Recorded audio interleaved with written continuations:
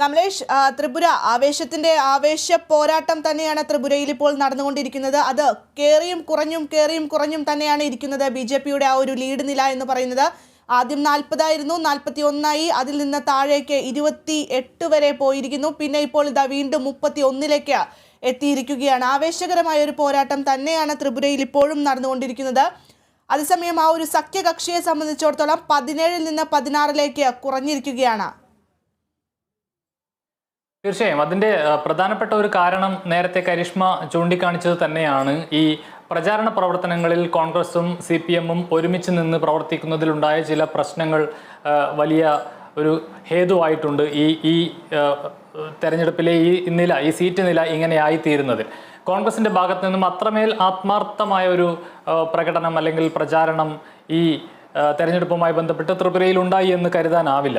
അതേസമയം BJP-യുടെ ദേശീയ നേതാക്കൾ, കേന്ദ്രമന്ത്രിമാരെല്ലാം വളരെ കൃത്യമായി അവിടെ ക്യാമ്പ് ചെയ്തുകൊണ്ട് ചിട്ടയോടെയുള്ള പ്രവർത്തനം ത്രിപുരയിൽ നടത്തിയിട്ടുണ്ട്. തീർച്ചയായും തങ്ങളുടെ കയ്യിലുള്ള ഭരണം തിരിച്ചു നൽകാനാവില്ല എന്ന കൃത്യമായ ബോധ്യത്തോടെയാണ്, അല്ലെങ്കിൽ അത്തരമൊരു തീരുമാനത്തോടെ തന്നെയാണ് BJP-യുടെ നേതാക്കൾ ത്രിപുരയിൽ ഇടപെട്ടത്. അതിൻ്റെ ഫലം വളരെ കൃത്യമായി BJP-ക്ക് അവിടെ ലഭിക്കുന്നു എന്ന് തന്നെ കാണേണ്ടി വരും. ഇതിലേറ്റവും സവിശേഷമായ ഒരു കാര്യം, BJP-യുടെ വളർച്ച വളരെ കൗതുകകരമായ ഒരു വളർച്ചയാണ്, അല്ലെങ്കിൽ അഭൂതപൂർവമായ ഒരു വളർച്ചയാണ് BJP-യെ സംബന്ധിച്ച് ത്രിപുരയിൽ അവർക്കുണ്ടാക്കാൻ സാധിച്ചത് എന്നത് വളരെ പ്രധാനപ്പെട്ട ഒരു വസ്തുതയാണ്. 2014 നേരത്തെ കരിഷ്മ സൂചിപ്പിച്ചതുപോലെ 2014 CPM ഭരിച്ചുകൊണ്ടിരുന്ന ത്രിപുരയിൽ ആ കാലത്തെ അല്ലെങ്കിൽ 2014 വർഷത്തെ ആ തെരഞ്ഞെടുപ്പിലെ ഒരു കക്ഷി നില എടുത്തു നോക്കിക്കഴിഞ്ഞാൽ ഇപ്രകാരമാണ്. CPIM-ന് 49 സീറ്റാണ് അന്നുണ്ടായിരുന്നത്.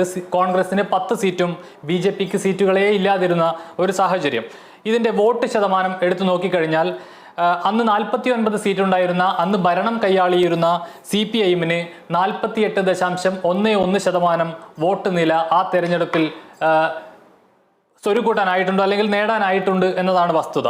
അതേസമയം തൊട്ട് താഴെ രണ്ടാം കക്ഷിയായി 36% അല്ലെങ്കിൽ 36.53% വോട്ട് സ്വരൂപിച്ചെടുക്കാൻ അല്ലെങ്കിൽ നേടാൻ വേണ്ടി കോൺഗ്രസിന് സാധിച്ചിട്ടുണ്ട്. ഈ രണ്ട് കക്ഷികൾ തന്നെയാണ് ഏറ്റവും പ്രബലമായ കക്ഷികൾ. BJP അന്ന് ചിത്രത്തിലേ ഇല്ലാത്ത ഒരു കക്ഷിയാണ് ത്രിപുരയെ സംബന്ധിച്ച്. കേവലം 1.54% വോട്ട്, അതായത് 1.5% വോട്ട്. CPIM 48%, അതായത് ഒരു പകുതിയോളം വോട്ട് CPIM സ്വരൂപിച്ചെടുക്കുമ്പോൾ അല്ലെങ്കിൽ നേടിക്കൊണ്ട് പോകുമ്പോൾ, കോൺഗ്രസ് 36%, 36.5% വോട്ട് നേടുമ്പോൾ കേവലം 1.5% വോട്ട് മാത്രമാണ് ആ തെരഞ്ഞെടുപ്പിൽ BJP-ക്ക് നേടാനായത് എന്നതാണ് വസ്തുത.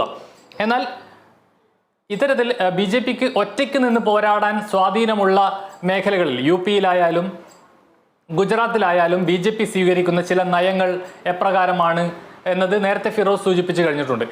അതുപോലെ തന്നെ BJP-ക്ക് അത്രമേൽ സ്വാധീനമില്ലാത്ത ചില സംസ്ഥാനങ്ങൾ, അതായത് ഇപ്പോൾ തെരഞ്ഞെടുപ്പ് നടക്കുന്ന മേഘാലയ ആയാലും നാഗാലാൻഡ് ആയാലും ത്രിപുരയായാലും, അവർ ചില സഖ്യകക്ഷികളെ കൂട്ടുപിടിച്ച് അവർക്കൊപ്പം ചേർന്ന് BJP കൂടി വളരുന്നതിൻ്റെ ഏറ്റവും വലിയ ഉദാഹരണമാണ് ഈ തെരഞ്ഞെടുപ്പുകൾ നമുക്ക് കാണിച്ചു തരുന്നത് എന്നത് വളരെ പ്രത്യേകതയുള്ള ഒരു കാര്യമാണ്. കഴിഞ്ഞ തെരഞ്ഞെടുപ്പിൽ അതെ കമലേഷ്, അതായത് ഈ ത്രിപുരയുടെ ഒരു ചരിത്രം എടുത്തു നോക്കുകയാണെങ്കിൽ BJP-ക്ക്, അതായത് BJP ബിഗ് സീറോ ആയിരുന്നു. BJP-ക്ക് ഒരു അക്കൗണ്ട് പോലും ഉണ്ടായിരുന്നില്ല ത്രിപുരയിൽ എന്നുള്ളതാണ്. പക്ഷെ ഇപ്പോൾ നോക്കുകയാണെങ്കിൽ 32 കൂട്ടിച്ചേർക്കേണ്ട ഒരു കാര്യം എന്ന് പറയുന്നത്, BJP-ക്ക് അക്കൗണ്ട് ഉണ്ടായിരുന്നില്ല എന്ന് പറയുന്നതിനൊപ്പം തന്നെ ഇത് ഒരുപാട് ദൂരെയുള്ള ഒരു കണക്കല്ല. ഒരു 2 തെരഞ്ഞെടുപ്പുകൾക്ക് അപ്പുറത്തുള്ള BJP-യുടെ അവസ്ഥയാണ് സീറോ, അതായത് 0 സീറ്റുകൾ ത്രിപുരയിൽ എന്നുള്ളത്. അതിനിപ്പുറത്ത് തൊട്ടടുത്ത തെരഞ്ഞെടുപ്പിലാണ് IPFT, അവിടുത്തെ ഗോത്ര വിഭാഗത്തിൽ വലിയ സ്വാധീനമുള്ള IPFT എന്ന പ്രാദേശിക പാർട്ടിയെ കൂടി കൂട്ടുപിടിച്ചുകൊണ്ട് ആ സംസ്ഥാനത്തിന്റെ ഭരണം തന്നെ നേടുന്ന നിലയിലേക്ക് BJP വളരുന്നു എന്നുള്ളത്.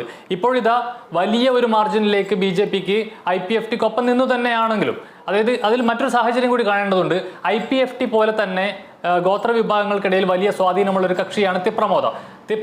ഇക്കുറി ഒറ്റയ്ക്ക് നിന്ന് മത്സരിച്ചിട്ട് പോലും വലിയ ഒരു ശതമാനം വോട്ടുകൾ തിപ്രമോദ കൊണ്ടുപോയെങ്കിലും വലിയ ക്ഷീണം ഈ IPFT-ക്കും BJP-ക്കും ഉണ്ടായിട്ടില്ല എന്നത് തന്നെയാണ്, അത് അവരുടെ വളർച്ച തന്നെയാണ് കാണിക്കുന്നത്. ഇത് 2 തെരഞ്ഞെടുപ്പുകൾക്ക് അപ്പുറത്ത് കേവലം 1.5% വോട്ട് നേടിയിരുന്ന BJP അവിടുത്തെ പ്രാദേശിക പാർട്ടിയെ കൂടി കൂട്ടുപിടിച്ചുകൊണ്ട്